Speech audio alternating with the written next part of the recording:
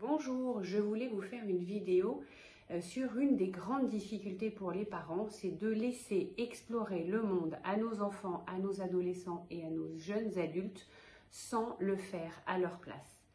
Le message, c'est de leur dire « je serai là quoi qu'il arrive, je serai toujours là toute ta vie quoi qu'il arrive, mais je ne ferai pas à ta place ». Dit comme ça a l'air facile et pourtant, croyez-moi, c'est vraiment difficile. Alors au début, quand c'est un petit enfant, ben oui, il faut le laisser tomber, il faut le laisser trébucher, il faut le laisser mettre le rond dans le carré même si ce n'est pas le rond dans le carré.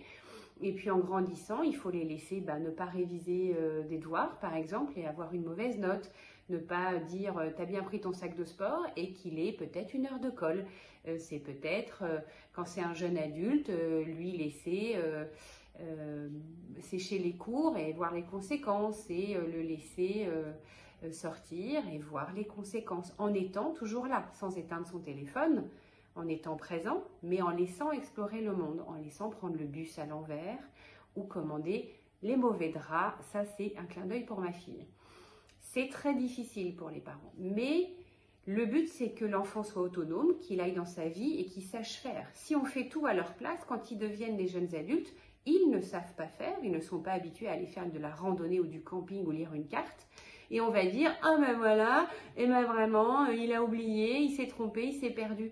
Ben oui, vous ne l'avez pas laissé faire quand il était petit. Vous ne pouvez pas vous moquer de lui parce qu'il est un jeune adulte un petit peu empoté. Et puis après, lui, jeune adulte, il ne va pas y arriver. Donc résultat, il va faire encore moins de choses. Et on va dire, ben voilà, mais je suis obligée de lui faire parce qu'il ne sait pas le faire. Ben non, laissons-leur faire. Laissez-les faire. Il faut absolument les laisser faire des erreurs. Même si on sait que c'est une erreur.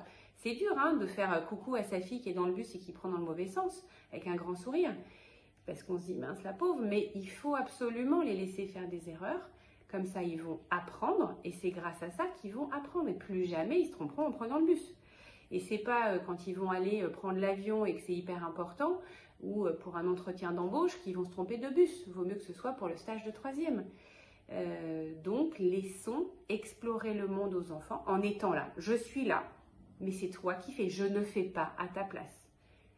Et c'est très dur. Donc, bon courage.